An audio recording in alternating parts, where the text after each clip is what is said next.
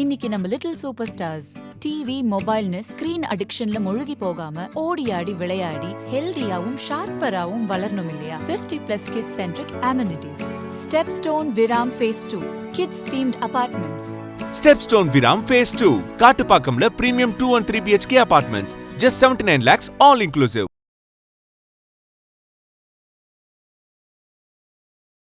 இப்போதான் அவர் வருவதற்கு ஒரு முயற்சி பண்ணிட்டு இருக்காரு. கிட்டத்தட்ட வந்துருவாருங்கிற எண்ணத்தை அவர் உருவாக்கிட்டார். தொடர்ந்து நீங்கள் கவனிச்சிங்கன்னா தெரியும், அவருடைய பேச்சில் வந்து ஒரு கான்ஃபிடண்ட்டாக சொல்கிறார். தனுஷுடைய அந்த ஃபேஸை வந்து அவங்க சட்டையில் ஃபிக்ஸ் பண்ணுறாங்க. ஆமாம், சுப்பிரமணியன் சிவா அவரோட சட்டையில் வந்து நிறைய நிர்வாகிகள் அப்படி தான் வராங்க. அப்புறம் காரில் போகும்போது கொடி கட்ட ஆரம்பிச்சிட்டாங்க. இது எல்லாமே கிட்டத்தட்ட தாவேக்காவின் நிழல் மாதிரி அவங்க வராங்க. அதே ஸ்டைலை ஃபாலோ பண்ணிட்டு வராங்க. இண்டஸ்ட்ரியில் பல பேர் சொன்னாங்க, தனுஷுக்கு வந்த வாழ்க்கையை பாடுறா, ரஜினிக்கு மர்மமானாமே அப்படின்லாம் பேசினாங்க.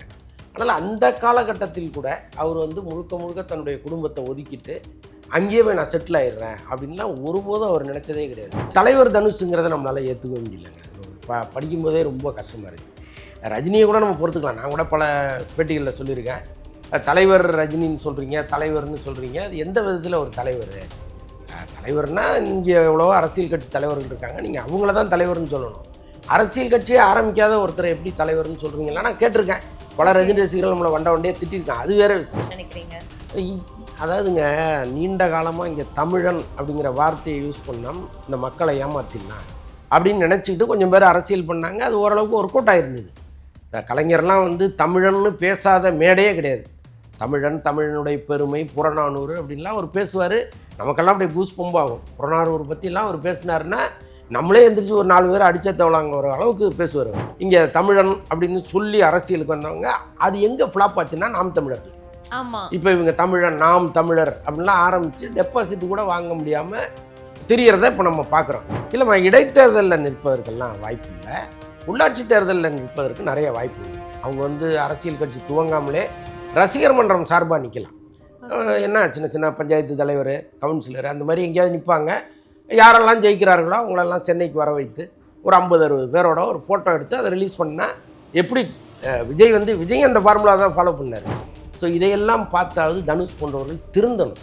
வரும்போதே இப்படி ஒரு கேவலமான அரசியல் பண்ணிங்கன்னா யாராவது உங்களை மதிப்பானா? இப்போ அந்த உங்களை விட வயதானவர்கள் உங்கள் காலில் விழும்போது மனசு பூச வேணாம், பதற வேணாம்.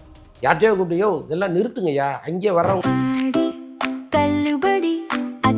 பேரும் அல்லம்படி 6 முதல் 60% வரை ஆடி தள்ளுபடியுடன் super Saravana stores, Chennai, Madurai, Kovai.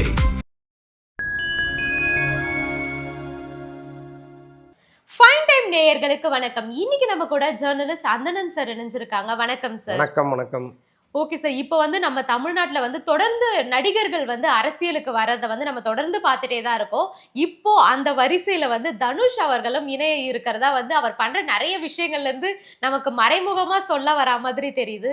So அவர் அரசியலுக்கு வந்தால் அந்த அரசியல் நிலைப்பாடு எப்படி இருக்கும்னு நீங்கள் நினைக்கிறீங்க சார்? இப்போ தான் அவர் வருவதற்கு ஒரு முயற்சி பண்ணிகிட்டு இருக்காரு. கிட்டத்தட்ட வந்துருவாருங்கிற எண்ணத்தை அவர் உருவாக்கிட்டார். தொடர்ந்து நீங்கள் கவனிச்சிங்கன்னா தெரியும், அவருடைய பேச்சில் வந்து ஒரு கான்ஃபிடண்ட்டாக சொல்கிறார். இப்போ என்னென்னா, இங்கே இருக்கிற கூட்டத்தை நம்ம வந்து ஒரு ஆக்கப்பூர்வமான விஷயத்துக்கு பயன்படுத்தணும் அப்படின்னு சொல்கிறாரு. அப்போ ஆக்கப்பூர்வமான விஷயம் என்னென்னா அரசியல் தான். ஆமாம். இப்போ அவருக்கு கீழே இருக்கிற நிர்வாகிகள் எல்லாமே கிட்டத்தட்ட விஜயினுடைய அரசியல் எப்படி இருந்துச்சோ அதே மாதிரி தான் காப்பி அடிக்கிறாங்க. ஒன்றும் இல்லை, அவருடைய தனுஷுடைய அந்த ஃபேஸை வந்து அவங்க சட்டையில் ஃபிக்ஸ் பண்ணுறாங்க.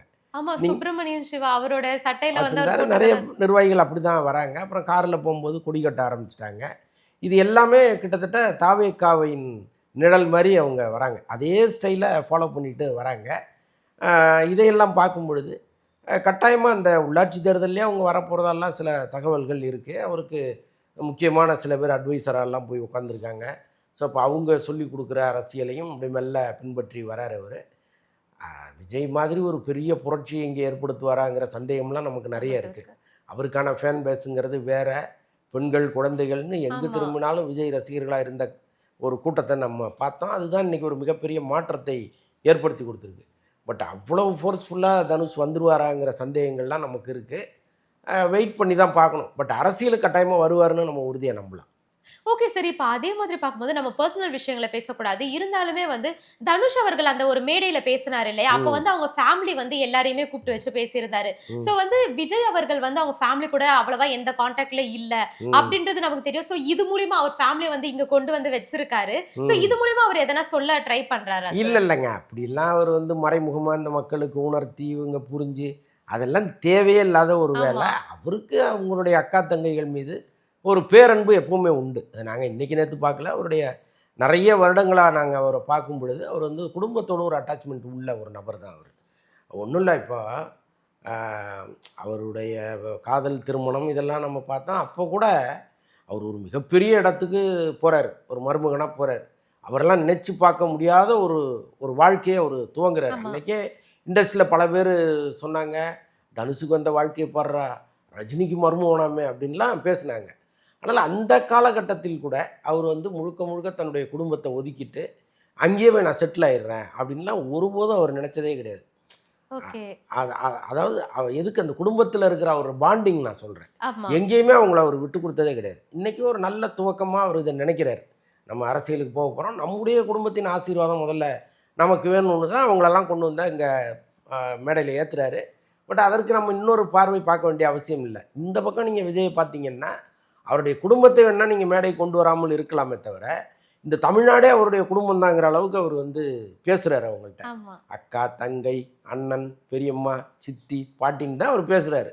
அப்போ எல்லாருமே வந்து தன் வீட்டு பிள்ளையா அவரை எப்பயோ அடாப்ட் பண்ணிட்டாங்க. அப்போ இதற்கு நிறைய வித்தியாசம் இருக்கு. யாரோ கொஞ்சம் பேர் எதிர்க்கட்சி சார்ந்தவர்கள் அல்லது விஜயை பிடிக்காதவர்கள் வேணா உனக்கு குடும்பமே இல்லை பாரு, தனுஷை பாரு அப்படின்லாம் பேசுவாங்க. பேசுவதற்கு வேணா சரியா இருக்கலாமே தவிர, அதை தாண்டி ஒரு புரட்சியை அவர் பண்ணிட்டாரு. இப்போ ஓகே. இந்த கேள்விகளுக்கெல்லாம் இங்கே இடமே கிடையாது. Okay sir. இப்போ அதே மாதிரி பார்க்கும்போது, நம்ம ஆல்ரெடி கொஞ்ச நாளாவே வந்து தனுஷ் அவர்கள் மேல வச்சிருக்க விமர்சனம் என்னன்னா வந்து, ரஜினிகாந்த் அவர்களையே வந்து பின்பற்றுறாரு. ம். அவர் பண்ற மாரி இந்த ஸ்டைல் எல்லாமே பண்றதெல்லாம் அவர மாதிரியே இருக்கு. ம். அப்படின்னு வந்து அவர் மேல வந்து ஒரு விமர்சனம் வந்துட்டு இருக்கு. ஆனா நேத்து அவருடைய பர்த்டே அப்போ பார்த்தீங்கன்னா, அந்த ஒரு டிபி காமன் டிபி ம். ஒண்ணுத்துல வந்து தலைவர் தனுஷ் ம். அப்படின்ற ஒரு விஷயத்த வந்து இது பண்ணியிருந்தாங்க. சோ அவருடைய பட்டத்தையுமே வந்து அவர் காப்பி அடிக்கிறதா நம்ம நினைச்சுக்கலாமா? அதாவது ரஜினி படத்தில் ஒரு பாட்டு ஒன்று வரும், பட்டத்தை பறிச்சவன் அப்படின்லாம் பயங்கரமாக திட்டுவாங்க. அந்த பாட்டில் சூப்பர் சுப்புன்னு யாரோ ஒருத்தர் அந்த பாட்டை எழுதியிருப்பார். ஒரு ரஜினி ரசிகராகவே மாறி இந்த சூப்பர் ஸ்டார் பட்டத்தை யாரெல்லாம் வந்து வேற ஒருத்தர் கொடுக்கணும்னு நினச்சாங்களோ எல்லாரையும் திட்டி தீர்த்திருப்பார். தலைவர் ஒருத்தர் தான்டா அப்படிங்கிற மாதிரிலாம் அவங்க அந்த பாட்டிலெல்லாம் வரும். இப்போ அந்த பாட்டு அப்படியே தனுஷுக்கு பொருந்தது பாருங்களேன். அவருக்கு தெரியும் இந்த காமன் டிபியை அவர்கிட்ட காட்டி ஓகே பண்ணாமல் வெளியிடவே மாட்டாங்க. ஆமா. அப்போ தலைவர் தனுஷுன்னு வரும்பொழுது, இல்லைப்பா தலைவர்னா அவர் தான், மொத்த இண்டஸ்ட்ரியுமே அப்படி தான் கூப்பிடுது. இன்னும் சொல்லப்போனால் சன் பிக்சர்ஸ் வந்து ரஜினியை வச்சு படம் எடுக்கிறாங்க. கலாநிதி மாறன் அவர்களுக்கும் தயாநிதி மாறன் அவர்களுக்கும் தலைவர்னா கலைஞர் தான், அல்லது அடுத்து முன்னாள் முதல்வர் மு.க. ஸ்டாலின் அவர்கள் தான். ஆனால் அவங்களே தலைவர் 174 தலைவர் 175 தான் போடுறாங்க. அப்போ என்னன்னா அவங்களே தலைவராக ஏற்றுக்கொண்ட ஒரு தலைவராக ரஜினி இருக்கார். ஒருவேளை சினிமாவில் அவர் தான் தலைவராக இருக்கலாம். அரசியலில் அவர் தலைவராக இல்லைன்னா கூட சினிமாவை பொறுத்தளவுக்கு அவர் தான் டாப்பு, அவர் தான் தலைவருங்கிற ஒரு எண்ணத்தில் கூட அதெல்லாம் சொல்லலாம். ஸோ அப்படி இருக்கும் பொழுது இவர் வந்து தலைவர் தனுஷ்னு போடுறதுக்கு முதல்ல கூச்சப்படணும், நம்ம அதை செய்யக்கூடாது அப்படின்னு. இன்னொன்று நேரடியாகவே ரஜினி சீன்ற மாதிரி ஒரு பொருளும் அதுக்குள்ளே இருக்குது. இப்போ ரஜினி ரசிகர்கள்லாம் அதை எப்படி பொறுத்துப்பாங்கன்னு நமக்கு தெரியாது. தனுஷ் வந்து அரசியலுக்கு வரும்பொழுது ரஜினி ரசிகர்களையும் அரவணைத்து போகிறது தான் சரியாக இருக்கும். அப்போ ரஜினியை சீண்டுவது போல் ஒரு வேலையை அவர் செஞ்சாருன்னா ரஜினி ரசிகர்கள் செப்பரேட் ஆயிடுவாங்க. நாம் எதுக்கு தனுஷுக்கு சப்போர்ட் பண்ணணும் அப்படின்ட்டு.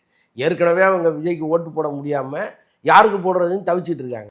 அப்போது இந்த ரஜினி ரசிகர்களையும் தன் பக்கம் இருப்பதற்கான வேலையை தனுஷ் செய்ய தவறாருன்னு நம்ம புரிஞ்சுக்கலாம். தவறாரு இல்லையா? அப்போ இதற்கப்புறமாவது அதெல்லாம் சரி பண்ணிக்கணும். இது தலைவர் தனுஷுங்கிறத நம்மளால் ஏற்றுக்க முடியலங்க. அது படிக்கும்போதே ரொம்ப கஷ்டமாக இருக்குது. ரஜினியை கூட நம்ம பொறுத்துக்கலாம். நான் கூட பல பேட்டிகளில் சொல்லியிருக்கேன், தலைவர் ரஜினின்னு சொல்கிறீங்க, தலைவர்னு சொல்கிறீங்க, அது எந்த விதத்தில் ஒரு தலைவர்? தலைவர்னால் இங்கே எவ்வளவோ அரசியல் கட்சி தலைவர்கள் இருக்காங்க, நீங்கள் அவங்கள தான் தலைவர்னு சொல்லணும். அரசியல் கட்சியே ஆரம்பிக்காத ஒருத்தரை எப்படி தலைவர்னு சொல்கிறீங்களா? நான் கேட்டிருக்கேன். பல ரஜினி ரசிகர்கள் நம்மளை வண்டியாக திட்டிருக்காங்க, அது வேறு விஷயம். ஆனால் இப்போ தலைவர் ரஜினின்னு சொல்லிட்டு இருக்கிற ஒரு இடத்துல தலைவர் தனுஷ்னு பொருத்தி பார்க்கவே நம்ம மனசு வரலை. அது கொஞ்சம் துயரமாக தான் இருக்குது. ஓகே சார், இப்போ நம்ம ஆல்ரெடி பார்த்த மாதிரி இந்த சட்டையில வந்து அந்த போட்டோ போடுறது இது எல்லாமே வந்து விஜய் அவர்களை காப்பி அடிக்கிறதா அப்படி பேசுறோம். அதே மாதிரி வந்து இந்த ஸ்டைலுமே வந்து ரஜினி அவர்கள் கிட்ட இருந்து எடுத்துக்கிட்டு தான் பேசுறோம். அதே மாதிரி வந்து அந்த மேடையில பேசினப்ப இன்னொரு விஷயம் என்ன சொல்லியிருந்தாருன்னா, இது அஜித் அவர்களுடைய ஒரு வசனத்தை வந்து எடுத்து பேசியிருக்காரு. சோ வந்து இவர் எல்லாருடைய ரசிகர்களையுமே வந்து தனக்கு ஓட்டு போடுறதுக்காக இந்த மாதிரி பேசுறாருன்னு நம்ம எடுத்துக்கலாமா? கட்டாயமாங்க, அது ஒரு நல்ல ஸ்ட்ராட்டஜி தான். ஆக்சுவலாக எப்படி ரஜினி ரசிகர்கள் இன்னைக்கு தனியாக நிற்கிறாங்களோ, யாருக்கு ஓட்டு போடுவதுன்னு தெரியாமல் நின்றுட்டு இருக்காங்களோ, கிட்டத்தட்ட அஜித் ரசிகர்களும் அப்படி தான் இருக்காங்க.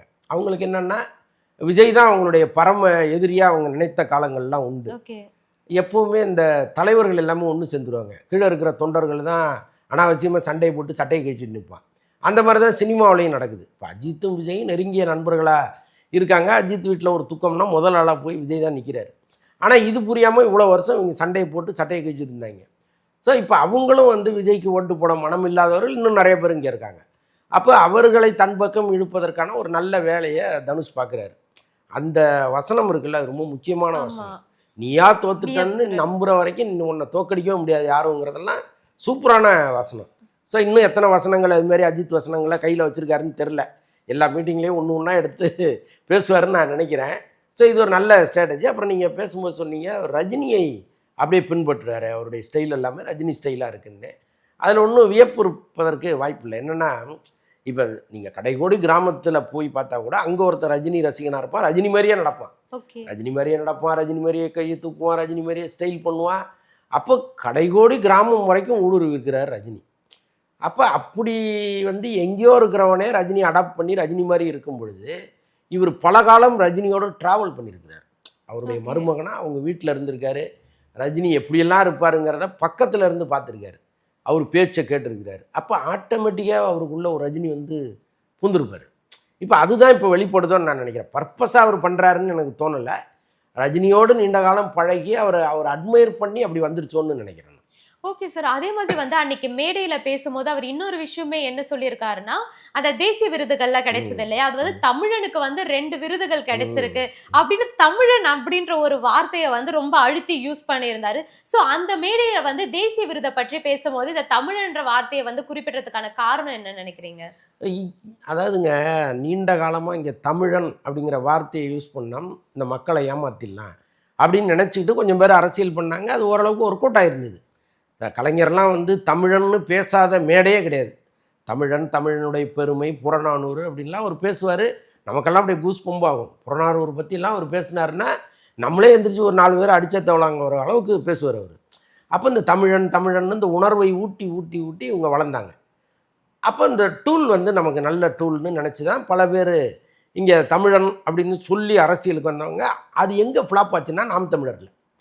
இப்போ இவங்க தமிழன், நாம் தமிழர் அப்படின்லாம் ஆரம்பித்து டெபாசிட் கூட வாங்க முடியாமல் தெரியறத இப்போ நம்ம பார்க்குறோம். அப்போ இங்கே தமிழன்னு சொல்லி ஒரு வியாபாரத்தை பண்ணவே முடியாதுங்கிறத யதார்த்தம் உணர்த்திருச்சு. அது பழைய காலம். இன்னைக்கு இந்த ஜென்சி கிட்ஸ் இருக்கிற இந்த காலத்தில் நீங்கள் அப்படிலாம் சொல்லி யாரையும் ஏமாற்றவே முடியாது. ஆனால் இவருக்கு அதெல்லாம் புரியாமல் நம்ம தமிழன்னு சொன்னால் நம்ம பின்னாடி ஒரு பெரிய கூட்டம் வந்து நின்றுடும்னு இவர் நினைக்கிறாரு. ஆனால் இங்கே என்ன நடக்குதுன்னா, நீயே வந்து தமிழன் கிடையாது, உன்னுடைய லாங்குவேஜே வேறு, உன்னுடைய பர்த்தே வேறு, நீ வந்து இப்படி தமிழன்னு சொல்கிறேன்னா அந்த ஆராய்ச்சியில் இறங்கிட்டாங்க ஒரு பக்கம். அது எந்த வகையிலே அவருக்கு பயன் இல்லாதது. அப்புறம் இன்னொன்று, தமிழனுக்கு கிடைத்த விருது கிடையாது, தமிழ் படத்துக்கு கிடைத்த விருது. தமிழ் படத்தை தமிழன் தான் இயக்கணுங்கிற அவசியமே கிடையாது. பல இயக்குனர்கள் இருக்காங்க, எல்லாம் தெலுங்கு பேஸ்டாக இருப்பாங்க, கன்னட பேஸில் இருப்பாங்க, மலையாள பேஸில் இருப்பாங்க. ஆனால் தமிழ் படங்கள் எடுத்துகிட்டு இருப்பாங்க. அந்த படங்களுக்கு விருதுகள்லாம் கிடைச்சிருக்கு. ஸோ அப்படி இருக்கும்போது தமிழனுக்கு கிடைத்த விருது அதை எப்படி பார்க்க முடியும்? தமிழ்நாட்டிற்கு தமிழ் படங்களுக்கு கிடைத்த விருது தான் அது. இவர் சும்மா இந்த கட்சியை வியாபாரம் பண்ணலாங்கிறதுக்காக தமிழன்கிற ஒரு டூல் எடுத்துகிட்டு உள்ளே வர்றாரு. அதான் சார், ஆல்ரெடி நம்ம பார்க்கும்போது இந்த முருகர் வச்சு இது மத அரசியல் வந்து பண்ணிட்டு இருந்தாங்க இல்லையா. சீமான் அவர்களுமே வந்து ஃபர்ஸ்ட் பெரியார் பேஸ் பண்ணி இருக்கிறதா அப்படின்னு சொல்லிட்டு இருந்தாரு. அதுக்கப்புறம் வந்து முருகன் வந்து என்னோட இது பண்ணி அந்த மாதிரி பேசிட்டு இருந்தாரு. அந்த மாதிரி ஒரு டூலை வந்து இவருமே கையில எடுக்கிறதா நம்ம சொல்லலாமா? ஏன்னா வந்து இப்ப தமிழ் முருகன் அப்படின்னு ஒரு படத்தையுமே வந்து அவர் நடிக்கிறதா இருக்கு, வெற்றிமாறன் அவர்கள் இயக்கி. சோ இதை எப்படி பாக்குறீங்க சார்? எனக்கு என்னன்னா, அந்த சீமான் தோற்று போன விஷயத்தையே எதுக்கு இவங்க கையில் எடுக்கிறாங்கன்னு எனக்கு தெரியல. ஏன்னா இங்கே அவர் வந்து ஏற்கனவே முப்பாட்டன் முருகன்னு சொல்லி கையில் வேலை தூக்கிட்டு திருச்செந்தூர் போனதெல்லாம் நம்ம பார்த்தோம். ஒருத்தர் கூட அவரை சிண்டலை. அதுக்காக ஏதாவது எக்ஸ்ட்ரா ஓட்டு வந்துச்சான்னா கிடையாது. அவர் ஒரு காமெடியனாவே பார்த்து ஒதுக்கி விட்டாங்க. அப்படி இருக்கிற சூழ்நிலையில் இவர் எதுக்கு ஒரு வேலை தூக்கிட்டு வராருன்னு எனக்கு தெரியல. ஆனால் இவங்களுக்கு ஒரு கணக்கு இருக்குது. நாம் முருக பக்தன், முருகனின் பெருமைகளை சொல்கிற ஒரு ஆள்னு தெரிஞ்சால் முருக பக்தர்கள்லாம் நம்ம பின்னாடி வந்துடுவாங்கங்கிற ஒரு தவறான கால்குலேஷனை இவங்க போடுறாங்க. தனுஷெல்லாம் அப்படி தான் அந்த கால்குலேஷனை போட்டு முருகனை பற்றி ஒரு படம் எடுக்க போகிறாரு. இப்போ அவர் நடிக்கிற படத்துக்கும் ஓம்னு பேர் வச்சுருக்காங்க. அதற்கப்புறம் அவர் நடிக்கிற படத்தில் ஒரு முருக பக்தரெல்லாம் அவர் வரப்போகிறாரு. ஸோ இப்படி இருக்கும் பொழுது இது இது எந்த விதத்தில் உதவும்னு நமக்கு தெரில. பட்டு நம்பிக்கை தானே. நம்ம இதெல்லாம் சொன்னால் நமக்கு கூட்டம் வரும்னு நினைக்கிறது அதில் ஒன்றும் தப்பு இல்லையா. நினச்சி வராரு, வரும்போது பார்க்கலாம்.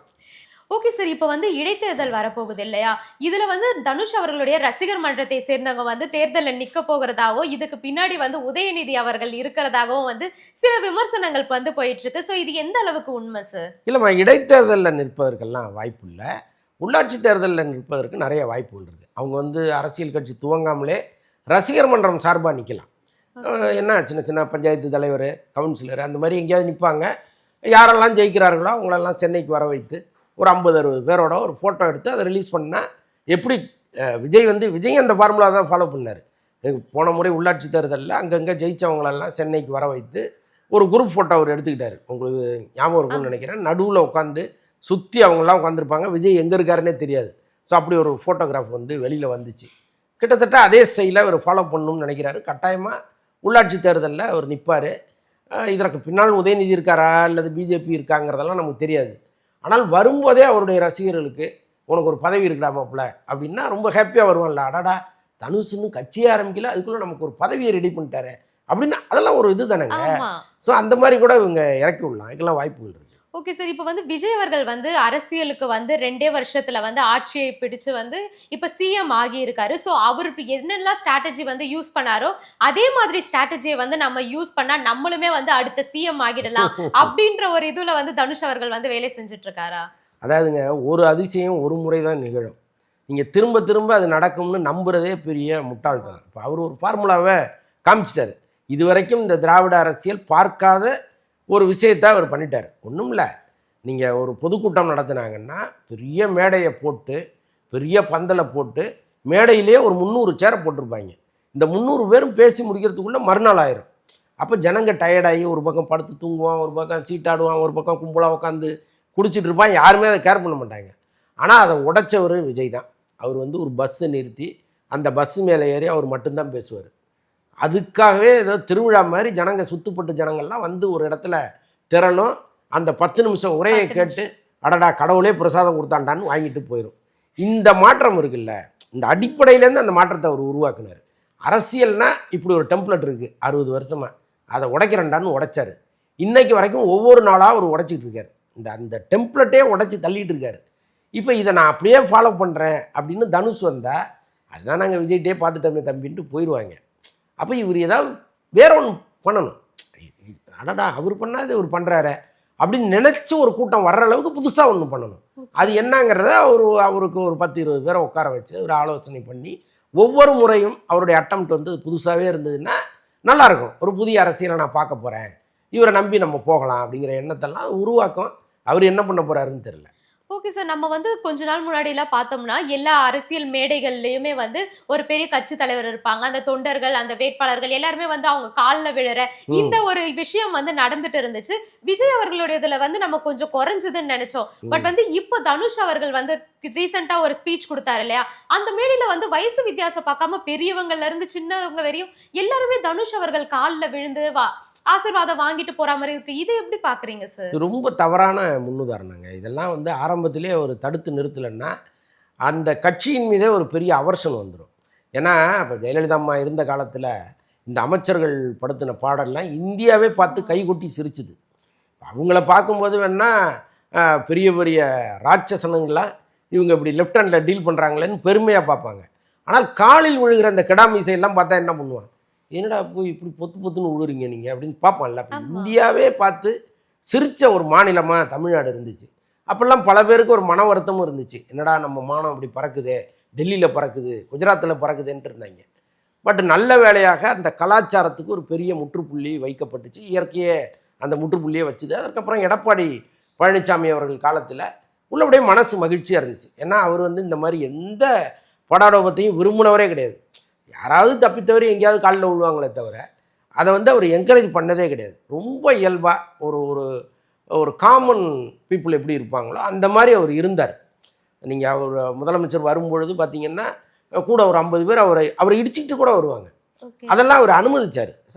அது வந்து உள்ளபடியே ஒரு ஆச்சரியமான ஒரு முதல்வராக அவர் இருந்தார். அதற்கப்புறம் முதல்வர் ஸ்டாலின் அவர்கள், முன்னாள் முதல்வர் ஸ்டாலின் அவர்கள் வந்தார். அவரும் கூட இந்த மாதிரி பெரிய கெடுபிடிகள்லாம் பண்ணல. அதற்கப்புறம் இப்போ விஜய் வந்திருக்காரு. அது முற்றிலும் மாறி இருக்கு. இன்னும் கூட அது வந்து இலகுவாக்கியிருக்காரு. இப்போ பாருங்கள், இன்னைக்கு ரயில்வே மெட்ரோ அதை ஆய்வு பண்ண போகிறாரு. அவர் பின்னால் ஒரு 50 பேர் போகிறாங்க.